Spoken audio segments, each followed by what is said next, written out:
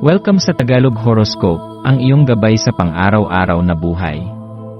Hatid namin ang pinakadetalyadong horoscope na magsisilbing gabay mo sa pera, trabaho, pag-ibig, kalusugan, at swerte. Naway magtagumpay sa buhay ang lahat ng ating tagapakinig at subscribers sa buong mundo. Maraming salamat sa pag-subscribe at tanggapin ang siksik, liglig, at umaapaw na biyayang hatid ng Tagalog Horoscope. Ito ang iyong pang-araw-araw na horoscope para sa Aries, para sa Abril 28, 2025. Sa pagdaloy ng mahinahong ritmo ng ika-28 araw ng Abril, nararamdaman mo ang isang kakaibang katahimikan sa paligid. Ang araw na ito ay tila isang paanyaya na huminto sandali sa mabilis na takbo ng buhay, upang muling makinig sa tibok ng iyong damdamin at sa mga bulong ng kalikasan. Habang ang kalmadong enerhiya ay bumabalot sa iyo, may pagkakataon kang pagnilayan ang iyong panloob na mundo, ang mga kagustuhan mong makamit, ang mga takot mong nililihim, at ang mga hangaring inaasam mo sa mahabang panahon. Sa araw na ito, mararamdaman mo ang matinding kagustuhan na magpakitang gilas, isang likas na katangian mo bilang Aries. Bilang isang taong likas na leader at masigasig sa bawat ginagawa, madalas mong nararamdaman ang pangangailangang patunayan ang sarili, na maging nangunguna at mapansin.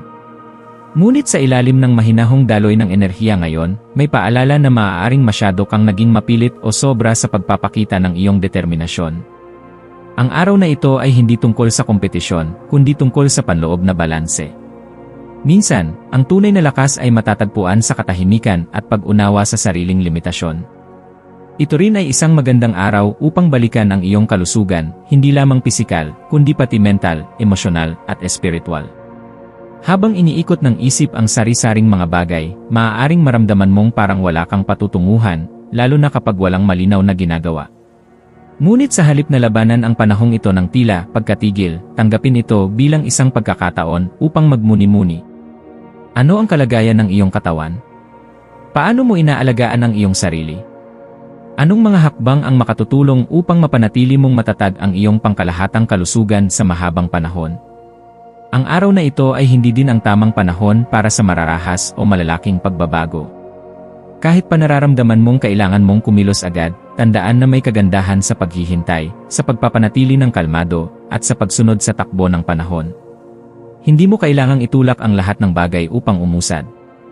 Minsan, ang tunay na pagbabago ay dumarating sa panahong tahimik tayong nakikinig sa ating sarili, sa iba, at sa mga palatandaan ng kapaligiran. Sa iyong mga pakikisalamuha ngayon, makabubuting pag-isipan kung paanong minsan ay nagiging masyado kang mapanghingi ng atensyon o suporta.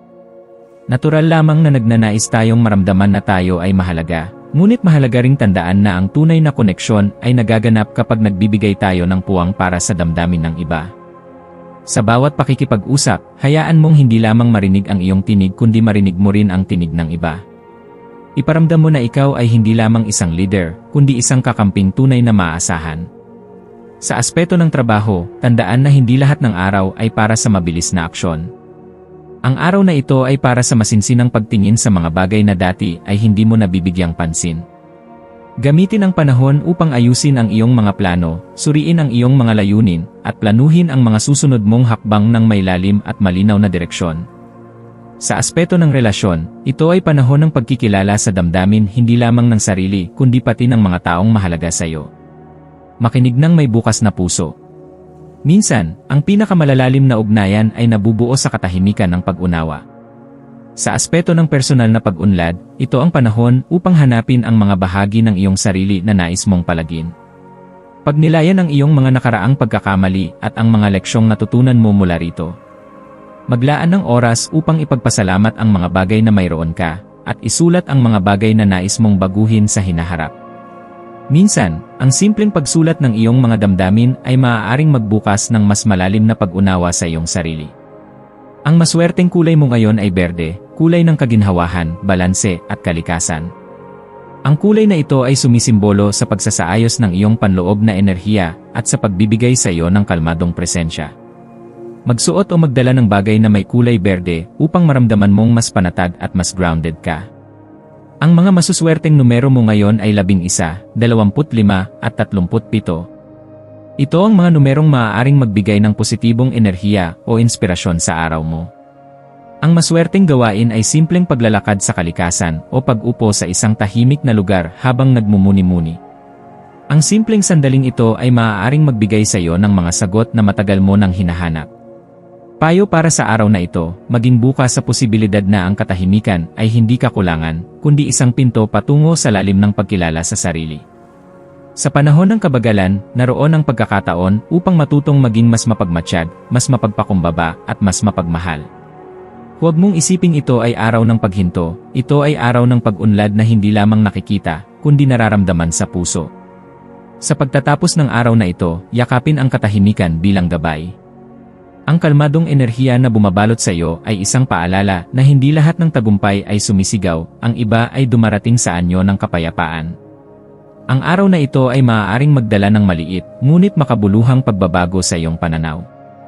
Sa pagtanggap sa agos ng araw, pinapalakas mo ang iyong kakayahang magdesisyon mula sa puso, hindi sa takot o pagmamadali. At sa ganitong paraan, binubuksan mo ang landas para sa mga mas malalim na koneksyon, mas makabuluhang tagumpay, at mas tunay na kasiyahan.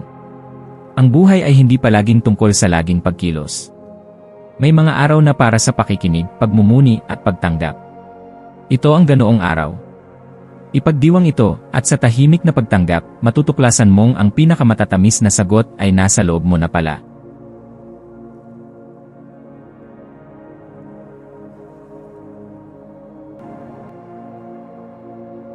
Tayo ay magkaroon ng kaunting sandali upang ipagdasal ang lahat ng mga dalangin ng ating mga subscribers, na sana'y matamo nila ang kanilang mga pinapangarap sa buhay, magandang trabaho, mabuting kalusugan, payapa at masayang pamumuhay, at siksik, liglig, at umaapaw na biyaya at kayamanan.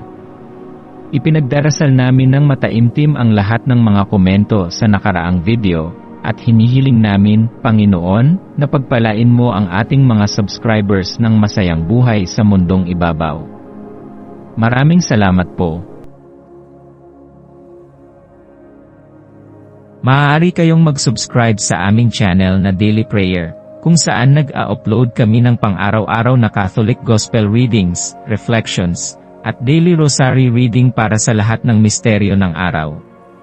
Tulungan ninyo kaming buuin ang community na ito at mag-subscribe na. Ang link ay nasa description box.